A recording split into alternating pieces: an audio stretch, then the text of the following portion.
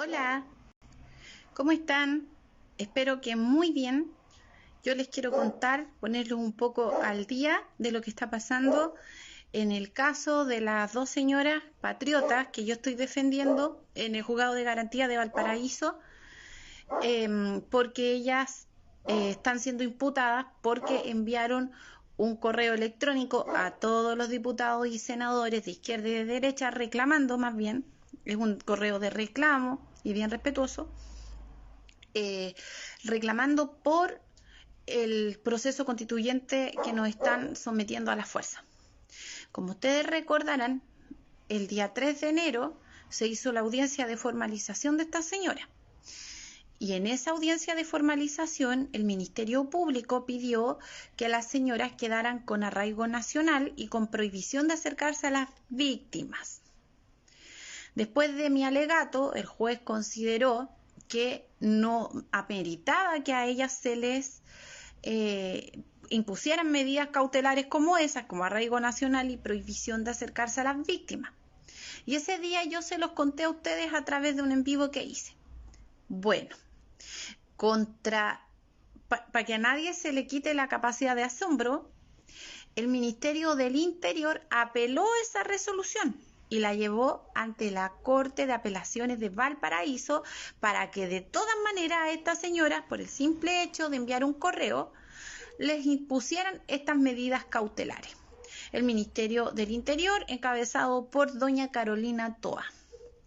Ayer se ve la causa en la Corte de Apelaciones de Valparaíso y nuevamente la Corte de Apelaciones de Valparaíso rechazó las medidas cautelares. Es decir, ellas quedaron sin apremios. ¿Y por qué? Porque efectivamente se entiende que ellas no han cometido ningún delito. El hecho de haber enviado esos correos no significa que ellas hayan cometido un delito. Y bueno, estas son las noticias que a uno le dan un poquito de esperanza, que por lo menos parte del Poder Judicial, yo creo que gran parte del Poder Judicial todavía tiene criterio. Nosotros también tenemos que entender que de los tres poderes del Estado, que son el Ejecutivo, el Legislativo y el Judicial, el Poder Judicial es el único que requiere para que sus miembros puedan entrar que tengan estudios. Requiere que tengan algo de preparación. Y con resoluciones como esta notamos entonces que hay gente que todavía utiliza la inteligencia para discernir. Lamentablemente en el caso de los diputados, los senadores, inclusive del mismo presidente de la República, no se le exige mayor preparación. Puede ir cualquiera ahí.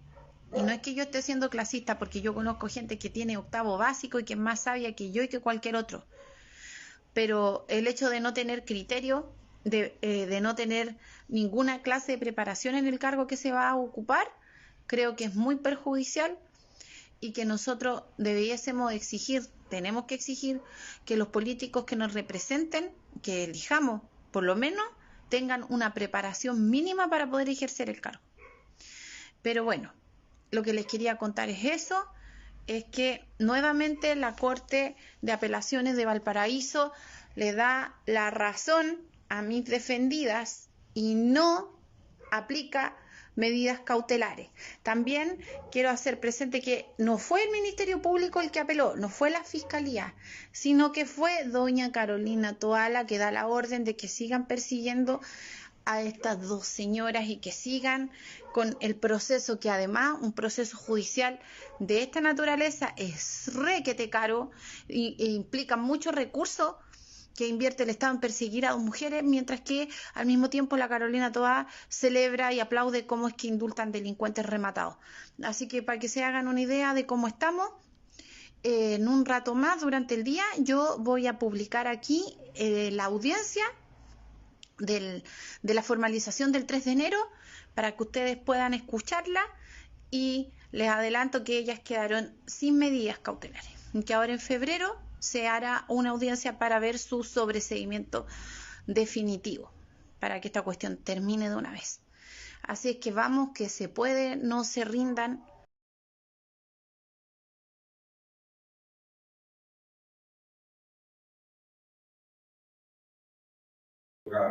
Señoría, Primero que todo, se debe señalar que el correo que de forma parcializada cita el fiscal, pero por lo que pudimos escuchar todos en audiencia, en ningún motivo, bajo ninguna circunstancia, constituye una amenaza de ningún tipo.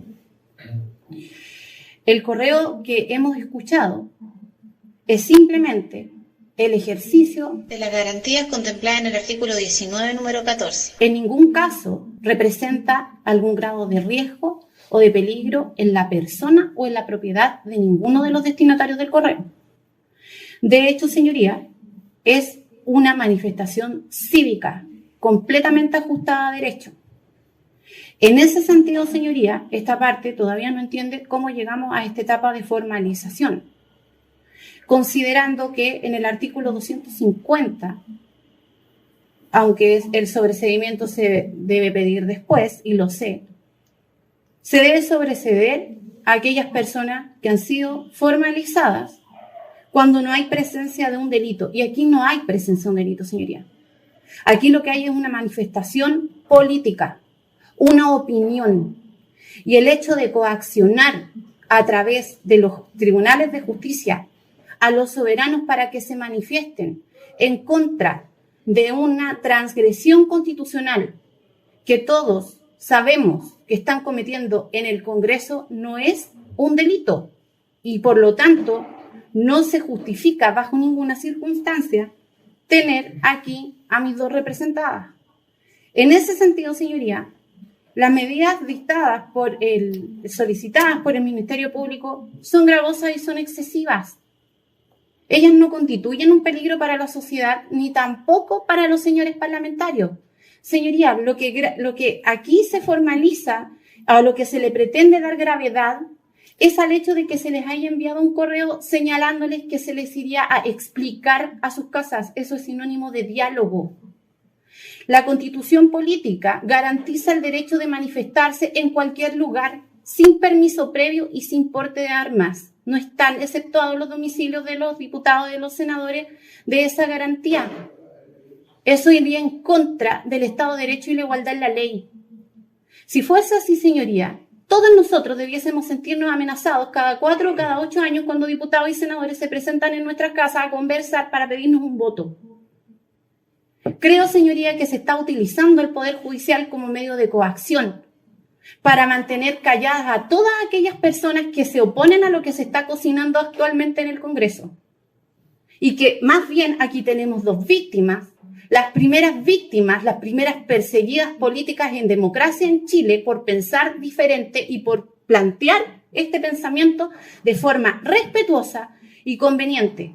Porque debemos señalar además, señoría, que los querellantes, doña Carolina Toá, en su querella, que es parte de este proceso, señala que el correo, que va a estar a su disposición, señoría, se refiere a los parlamentarios en forma soez. Ahí ya hay una denuncia calumniosa. Ninguna de las palabras que expresan mis representadas a través de su correo se puede relacionar o entender como una grosería o como una amenaza. Ahora, si los señores parlamentarios se sienten amenazados porque la ciudadanía, los soberanos, en este caso mis representadas, quieran plantearles un malestar y dirigirse a su casa, eso ya es otra cosa, pero eso no constituye delito.